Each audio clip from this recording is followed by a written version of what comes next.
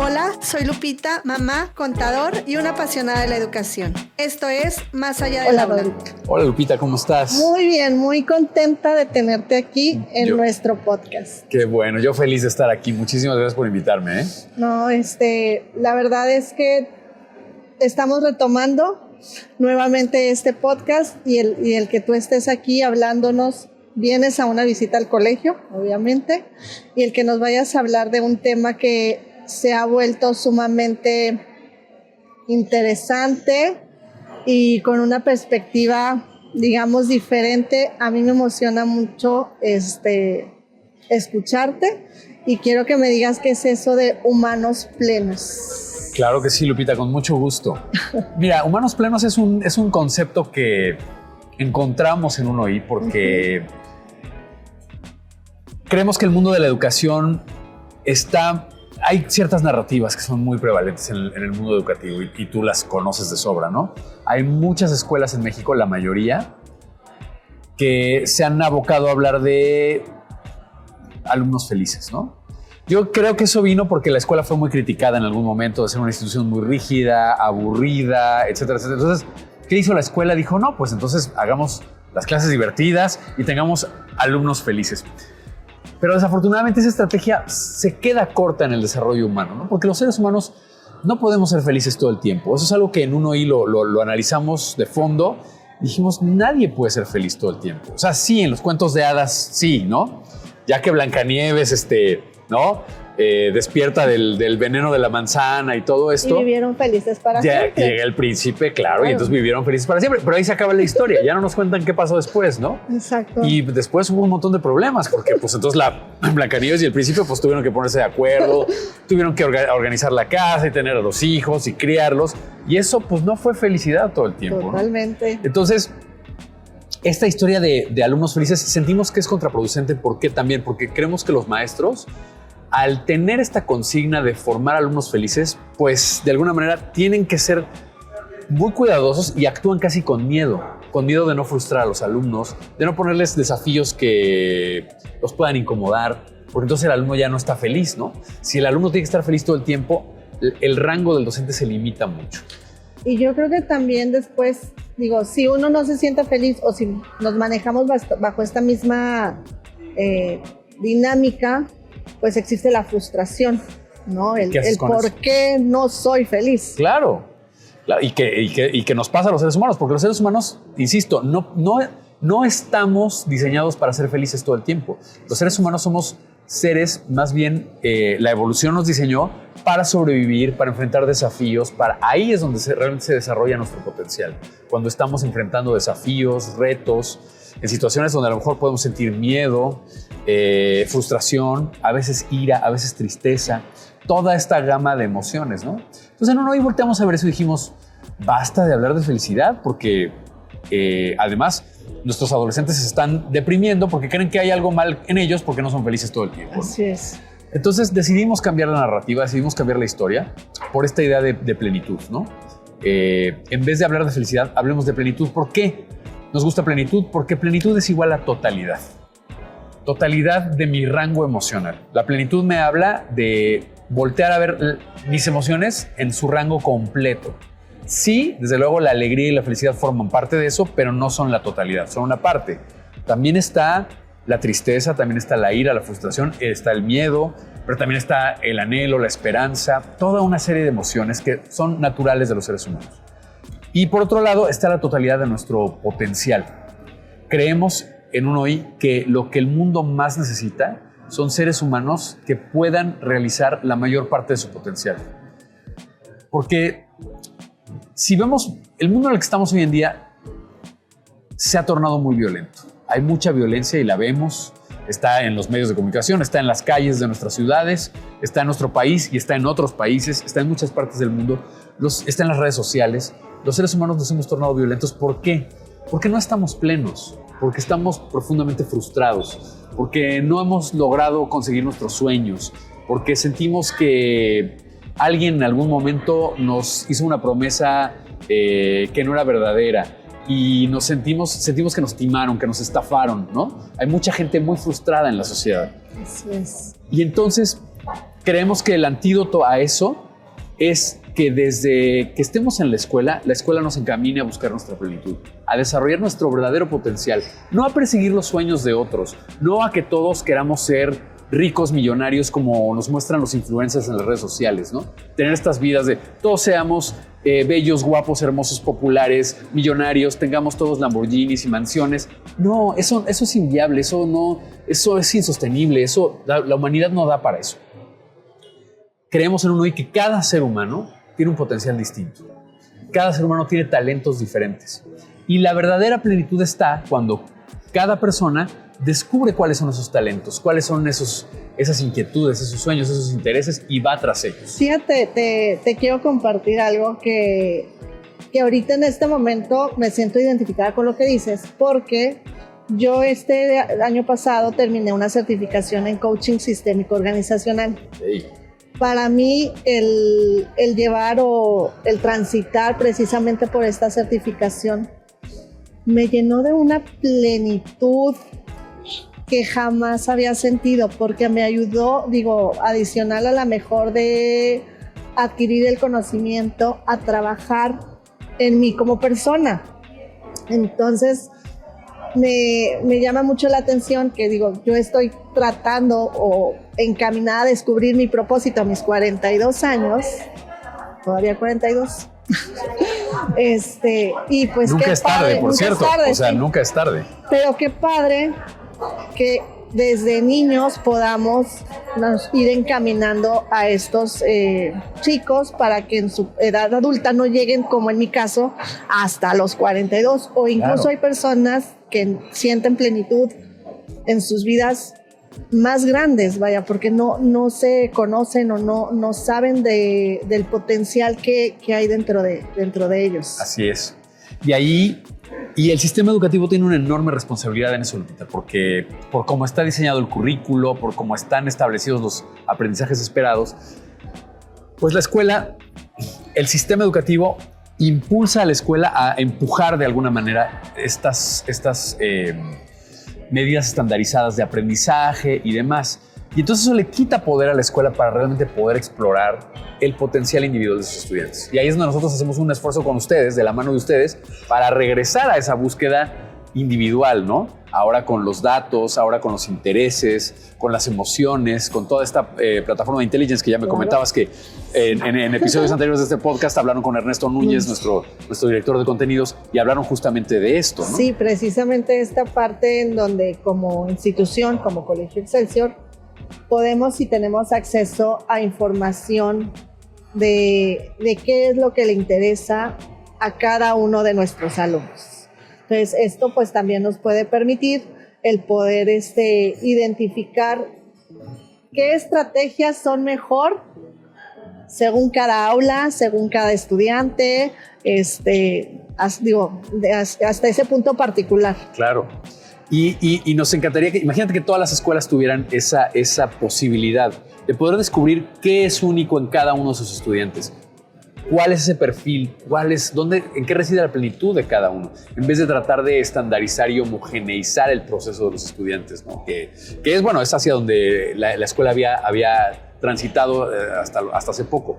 Y ahora nos encanta que pues, colegios como Excelsior estén haciendo este esfuerzo, ¿no? Por voltear a ver la individualidad de sus estudiantes, es decir, ¿cómo les ayudamos a descubrir ese potencial? Creemos que nosotros estamos convencidos de que esa es la receta para crear un mundo más pacífico, más pleno, en el que la humanidad realmente pueda florecer. La humanidad tiene un potencial enorme. Somos criaturas, los seres humanos, pues increíbles, ¿no? O sea, somos capaces de hacer actos de creatividad, crear belleza, crear lazos con otros seres humanos. Y tanto de eso se desperdicia en peleas absurdas, en competencia, y creemos que es momento de voltear de nuevo a ver hacia adentro y que, bueno, los adultos que hoy en día somos los educadores de estas nuevas generaciones, ayudemos a estas nuevas generaciones a ir desde temprano hacia adentro, a descubrir eso que es único. Oye, pero esto también está fundado, no sé, porque lo escucho y como en temas filosóficos, ¿no? Totalmente. Como regresar un poco Totalmente. Digo, yo soy un apasionado de la filosofía. Por eso te lo pregunto, porque me gustaría que profundizaras un poquito más. Claro que sí, con mucho gusto. Sí, a mí me encanta la filosofía y me encanta en especial la filosofía antigua, porque ahí es donde se originan estas ideas, ¿no? Entonces, me encanta leer a los presocráticos, ¿no? Y bueno, y a la escuela de Atenas, o sea, Sócrates, Platón, Aristóteles. El primero que se hace estas preguntas de cómo es una buena vida, cómo es una vida bien vivida. Digo, Platón lo hizo en cierta medida, pero Aristóteles lo hace por primera vez ya con una seriedad y se pone a escribir sobre el tema en su Ética Nicomaquea, ¿no? Y Aristóteles acuña un concepto que se llama eudaimonía, que pudiéramos traducirlo como felicidad, pero si la comparamos con la felicidad, lo que entendemos hoy en día por felicidad es algo muy diferente. Okay. La felicidad de la que nos habla Aristóteles tiene mucho más que ver con esta idea de plenitud que estamos hablando aquí. Okay. Tiene que ver con un ser humano que se conoce a sí mismo, que entiende cuáles son sus intereses, sus motivaciones, sus inquietudes, entiende cuáles son sus capacidades particulares, cuáles son sus talentos y los desarrolla. Es un ser humano que... esto no lo dice Aristóteles, pero voy a poner el ejemplo de las flores, ¿no? Estas flores que tenemos aquí atrás, pues cada una es diferente, ¿no? Y cada una pues tiene un potencial distinto. Entonces cada flor florecerá de acuerdo a su potencial. No todas serán iguales. Algunas serán más grandes, otras tendrán un aroma distinto, otras tendrán X colores, otras crecerán más altas, otras seguirán al sol en su trayectoria. Cada una hará lo que le corresponde hacer.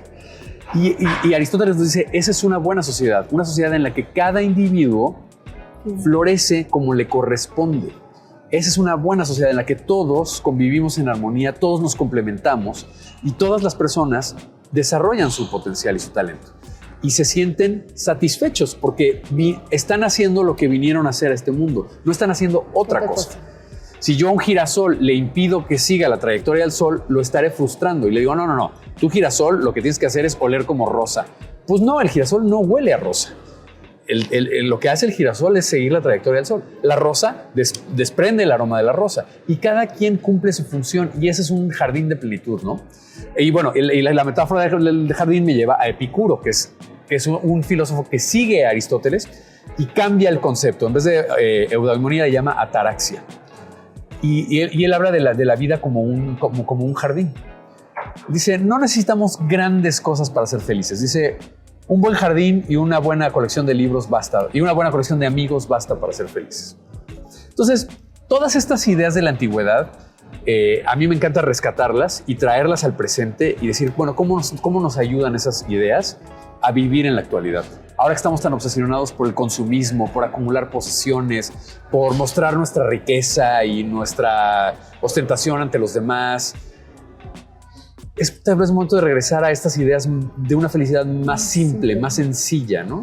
Ahorita que te escucho hablar se me viene a la mente el placer. ¿Cómo el placer está relacionado con la plenitud y qué tipo de placer? En el sentido vaya, no es un placer por placer, sino más bien por una satisfacción personal, ¿no? Enfocar no tanto al exterior, sino más al interior, ¿cierto? Totalmente. Pues ahí tocas el placer es el tema central de la filosofía de Epicuro. Okay. Epicuro es muy criticado porque al elegir el placer como el centro de su filosofía, la gente cree que era un libertino, un hedonista, se le tacha de un tipo que se tiraba a los excesos y nada más alejado de la realidad.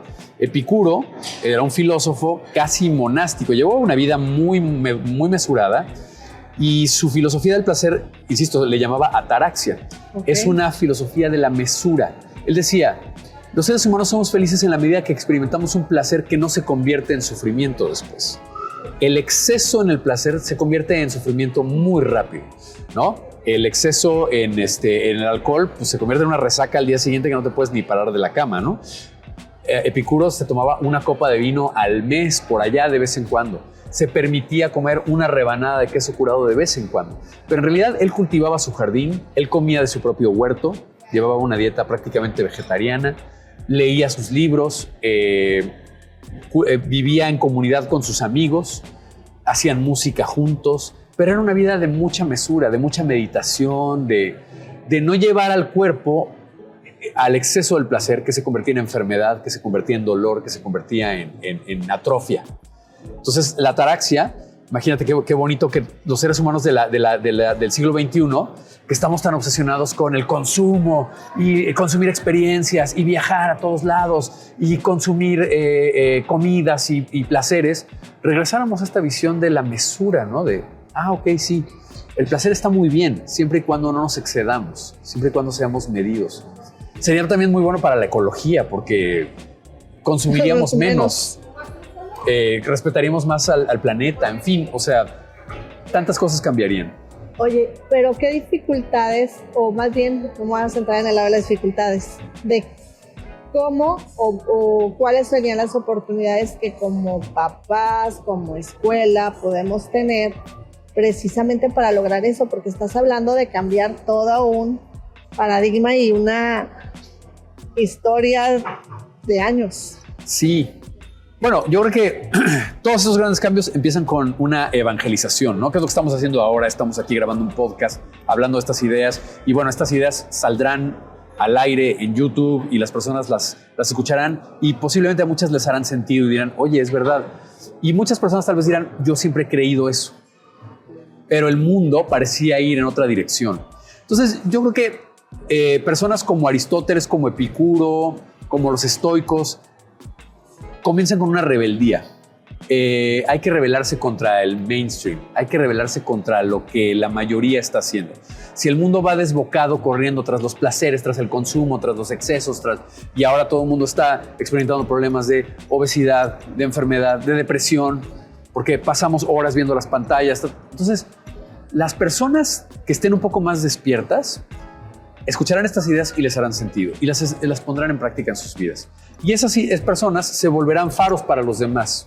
Ahí comienza, o sea, tú te tienes que volver ejemplo vivo de estas ideas. No se trata nada más de platicarlas, las tienes que vivir para que los demás te vean y digan, oye, es verdad, me gusta cómo se ve esta persona, me gusta su estado interior, se ve en paz, ¿no? Esta persona se ve tranquila, se ve plena. ¿Qué está haciendo? Me gustaría saber más de eso. Me gustaría yo experimentar este mismo estado, ¿no? Y entonces eso se vuelve contagioso. Y bueno, nosotros tú y yo tenemos la fortuna de pertenecer a una gran red de colegios, ¿no? Totalmente. Que es un OI en donde pues hablamos con muchos líderes educativos como tú, y tú a tu vez hablas con los padres de familia de tu colegio y hablas con otras directoras de otros colegios. Entonces estas ideas se van amplificando y se van... Y nosotros nos vamos volviendo ejemplos vivos, Lupita, de estas ideas en nuestras vidas. Conforme las vamos incorporando, no, esto que hiciste tú de esto que estudiaste y se volvió parte de tu plenitud, sí. Eso se refleja en ti, ¿no? Y cuando me lo cuentas, pues tus ojos se iluminan. Se llenan de alegría. Claro. Y entonces eso es contagioso, porque entonces yo digo, yo me quiero sentir igual que lo que Lupita sintió en ese momento, ¿no? Entonces, ¿qué tengo que hacer yo para ir en busca de mi propia plenitud? Y no es ir al mall a comprar otra cosa más que no necesito. Y no es irme a otra vacación cara para subir fotos a Instagram. No es eso. Ahí no es donde están estas experiencias profundas que nos dan plenitud. Están adentro de nosotros. Tenemos que regresar a esa fuente, reconectarnos con nosotros mismos, reconectarnos con nuestros seres queridos, reconectarnos con el amor, con el placer de las cosas simples, de la belleza en las cosas simples, en la naturaleza, en un buen libro, en una pieza musical, en una obra de arte, en lo que hacemos, en preparar una comida para nuestra familia. Esas pequeñas cosas son los grandes placeres de la vida. No, y me queda claro que si eso se logra o lo puedo ver así, pues obviamente esta prisa o esta parte en donde hablas tú del consumismo, esta parte en donde queremos satisfacer al otro más que a nosotros mismos, pues se va mitigando, ¿no? Porque ya se trata de ver hacia mí.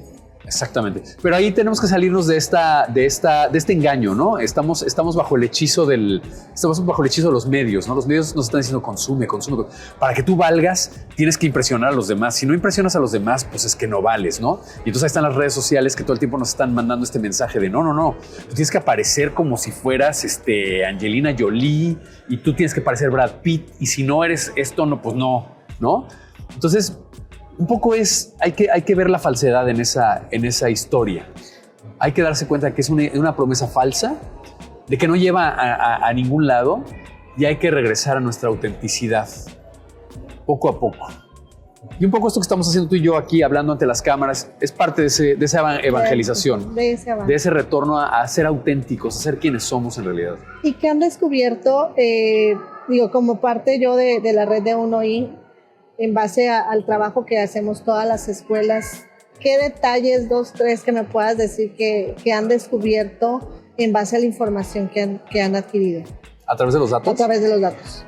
Bueno, nos hemos dado cuenta, por ejemplo, que en efecto los adolescentes están pasando por un momento muy desafiante en sus vidas. ¿Por qué? Porque pues, están enganchados en las redes y y les está llegando muy fuerte este mensaje de tú deberías parecerte a, tú deberías ser como tal, tú deberías tener acceso a estas experiencias. Y al no tener eso, obviamente los adolescentes se sienten muy frustrados, se deprimen, están pasando por retos emocionales muy fuertes a nivel nacional, ¿no? Entonces, tener acceso a los datos les ha dado a muchos colegios la oportunidad de intervenir a tiempo, ¿no? Uh-huh. De identificar casos de una tristeza profunda, depresión aguda, que además no se notaba tanto en el día a día del colegio. Y esto, a través del reporte de los datos, pues se ha descubierto, se ha intervenido, se ha traído la ayuda oportuna para la alumna o el alumno y estas personas han salido adelante, ¿no? Gracias a eso. Entonces, ese es el primer gran valor que yo veo en todo esto. El siguiente, pues claro, que los chicos, las niñas, los niños, los adolescentes han empezado a explorar sus intereses activamente. Cosa que antes en la escuela no pasaba. Tú recuerdas, cuando tú y yo fuimos a la escuela, pues la maestra no nos preguntaba qué nos interesaba. Exacto. Es más, todo lo contrario. Nos decía, muy bien, niños, siéntense, guarden silencio, abran su libro en la página. Y hoy vamos a hablar del aparato digestivo. No me interesa si les importa o no, o si forman parte de sus intereses. Es el tema de hoy y es lo que vamos a ver. Así es. Y aquí hay un cambio muy diferente, ¿no? Hay un approach muy diferente. Es la maestra descubre qué despierta la curiosidad de cada uno y sabe cómo entrarle a cada uno y puede poner problemas interesantes para todos en el centro del aula y los alumnos se involucran. En vez de entrar en esta experiencia de ¡ay, qué horror! La misma empezar a hablar del aparato digestivo y yo me desconecto y me voy a otro universo y ya después estudiaré para el examen. No, aquí los chicos entran en una actividad en la que se conectan, se interesan, se despierta su curiosidad, entablan conversaciones con sus compañeros, comparten, socializan y se activa la comunidad, o sea, se torna viva la comunidad de la escuela. Y eso es maravilloso, eso lo estamos viendo surgiendo. Ahorita que hablas de las emociones, el otro día me acuerdo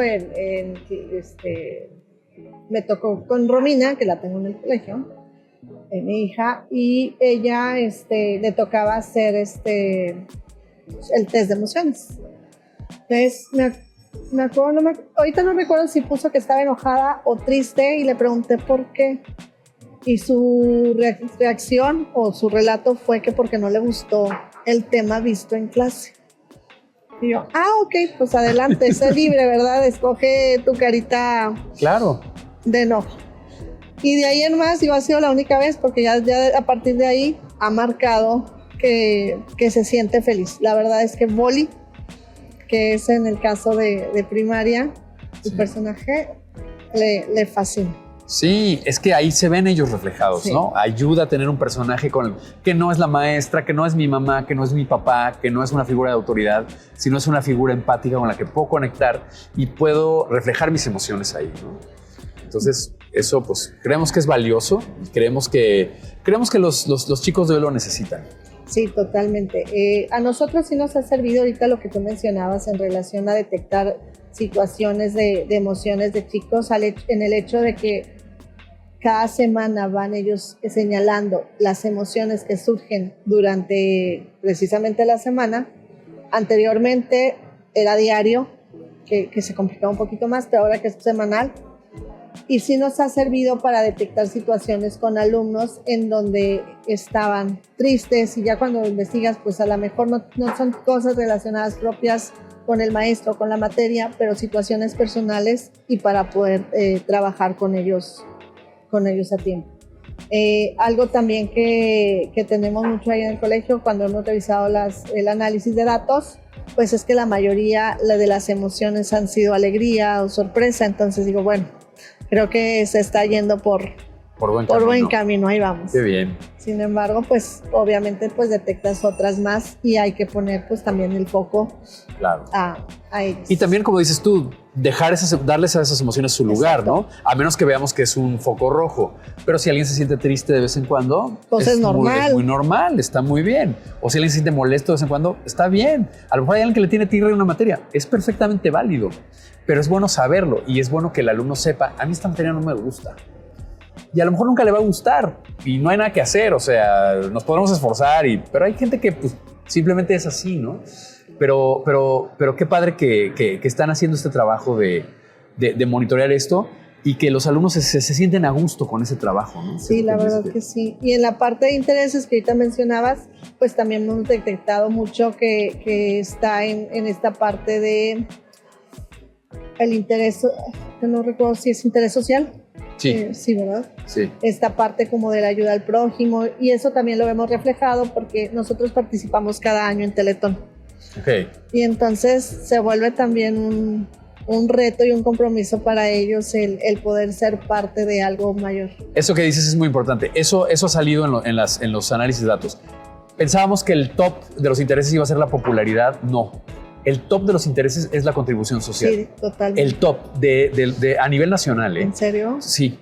Y eso es muy esperanzador. O sea, nuestros chicos quieren aportar a la sociedad, quieren construir un mundo mejor.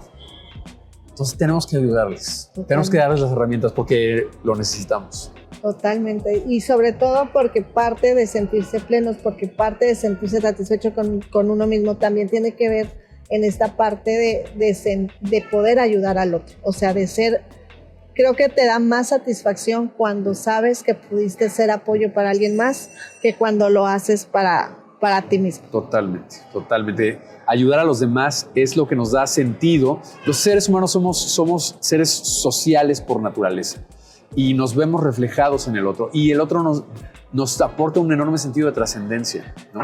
Cuando lo comentábamos con Citlali hace un momento, platicábamos de lo que es tener hijos, ¿no? Tener hijos, o sea, es volcar tu ser en estos seres, ¿no?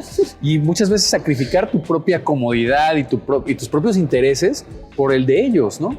Y volcar tu energía en ellos para que ellos puedan florecer, ¿no? ¿Por qué? Porque ahí está nuestra trascendencia. Finalmente, todos nos vamos a morir.